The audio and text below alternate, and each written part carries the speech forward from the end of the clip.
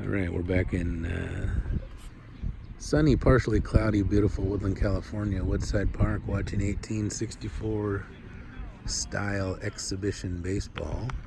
This is Sacramento in the white, West Sac in the slightly off-white, a little tannish. Fix this camera. This is the 8th inning. That was the first pitch that went by. I might have missed that. Was not swung on by the batter. Here's the second pitch. Hit past shortstop into left field. Left field picks it up and surveys what's going on. Throws it back into third base. Hard to catch this ball. You kind of got to play a bounce it to me kind of game if you intend to catch something that's thrown. Let's see if Sacramento's still playing an aggressive style of ball where they steal a lot. That one's also hit on almost the same place. It's going to die right out there beyond second base, and shortstop scurries out to get it, throws it back to the pitcher. I think the score is 13-9. It might be 13-10. It also might be 13-8. But let's just say that Sacramento's up, and they've got runners at first and second. Here's the pitch. Striker watches it go by. Pitcher looks over to first base and sort of half-heartedly fakes a throw. Batter's big swing and a miss. Twists him around, and second base steals third on that.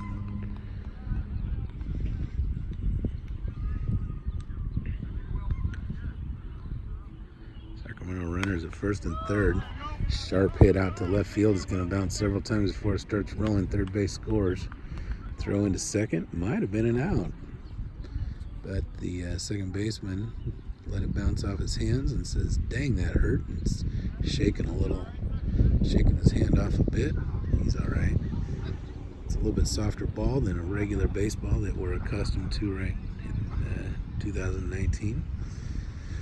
Here's the pitch. It's high. There's another half-swinging bunt, but this one comes off the bat a little quicker, and the pitcher has a play at third base and makes the out. So West Sac gets the lead runner for the first out of the inning. And with runners at first and second, Sacramento comes to the plate to try to extend this inning and extend their lead. Here's the pitch. Striker watches it go by. The umpire in this game stands off to the side. I'm glad that car alarm went off that quickly. Fake throw to second, nothing going on. That pitch is too high and too deep.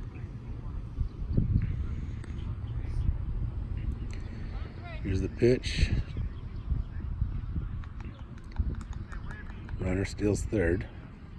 It's really not a steal as much as it is just a jog down. The length of time that it takes for the pitch to reach home plate, I'll get back to that in a second with this pop up to short, goes over his head. Left field has to come in and catch it. Third base does not score on that.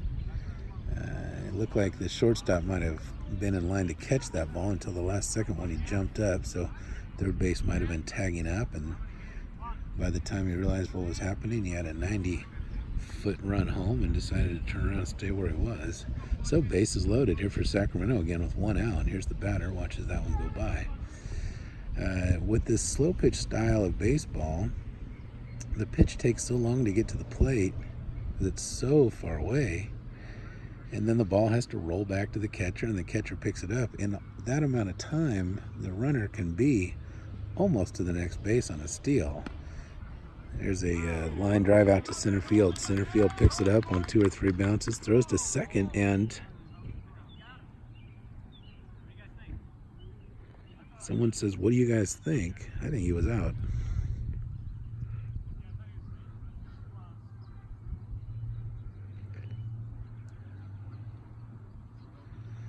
Well, the umpire hasn't made a call here yet, but doesn't look too interested in changing what the players are thinking. So that runner is safe at second. Pretty sure that if we were to rewind that, we would see that ball reached second base before the runner did, but it's just for fun out here. Everyone's having a good time. There's a foul ball out by us. Wish I could pick that ball up and see what it feels like. Shortstop hustles out and gets it. Throws it back in. Runner at second says, I like that distance. Hit one of those again, straighten it out, and you might be able to get me to third. Here's the pitch. Big swinging foul ball that only goes about 15 feet. But if ever there was a batter swinging for the proverbial fences, it's this guy. I think we're back to the catcher in the lineup here. I'm not 100% sure. Runners at every base. Sacramento's looking to pad their lead. I've completely lost track of the score now. It's either 14 or 15 to 8 or 9. Another big swing by the batter. He misses it. This batter's very eager to hit this ball. He realizes the bases are loaded and could have a fun time with a big hit here.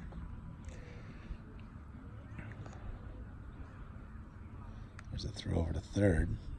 Runner's pretty far off third, but third baseman's really not in a position to tag him out from where he is. And that ball looks like it dies right on home plate. Might have hit the striker's foot.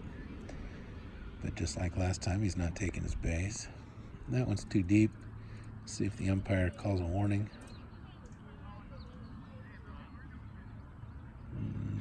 I don't hear anything yet. Swung on and hit sharply to right. Right takes the ball himself, runs over. He's not going to beat him to third, though. It's just too big of an infield.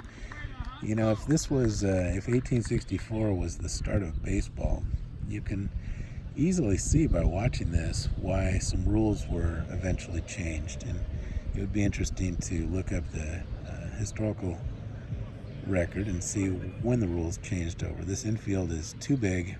It's too hard to defend. And this was a very offensive game back in the 1800s, I would imagine. There's a big sharp hit to second. Second can't find a handle on it. It rolls out to short and dies in the long grass. One run scores, and the third baseman's holding his hamstring like, uh-oh, I think I did something. So even on a big hit like that dies in the grass and creates a problem for the defense, the runner still only advanced by one base. There's a slow roller to shortstop who's playing short, comes up and grabs that one, throws home for the out. That's the 2 outs. The base is still loaded. That'll be marked a fielder's choice. The umpire has said a couple of times during this game, 2 hands, gentlemen. I don't know if that's a rule or a suggestion. And I don't even know if 2 hands he's referring to how you should catch the ball, how you should hold the bat. I'm not really sure. Here's the pitch. Striker's going to watch that one. That looks outside and maybe short. So with the ducks on the pond, runners at every base, table's set. Batter smacks that one into short right center. Center fielder picks it up, throws deep to home. There was a play at the plate, but bounced off his hands. So again, you can see why the rules of this game changed. The size of the field changed, and the introduction of gloves evened out the game between it evened the balance between offense and defense in this game. The way these rules are set up, and especially on this field, which I don't know if this would have been standard or not in the 1860s for baseball, but we're at a park, and there's a fake throw over to first. Nothing going on. Here's the pitch. But we're at a park. The lawn hasn't been mowed in a couple of days, and there's a throw down to third. Third baseman just needs to stay a little closer to third to receive those throws on a stolen base. He's getting the ball, but he's not in position to make a tag out. There's a slow roll to third. Third's going to go home. Home just has to catch it, tag the runner. That's an out. That's 3. So we'll stay with it here for just another second and finish that thought. If the 1860s baseball was played on a dirt infield, that would make a lot more sense. The ball wouldn't just die in the grass, causing the defense to need to run up to get it. If it was played on a dirt infield, the ball would have hit, rolled, given the infielders an opportunity to make a clean play and a clean throw. But with this thick and wet grass, even a clean defense and a clean throw still is not resulting in an out. And we'll be right back.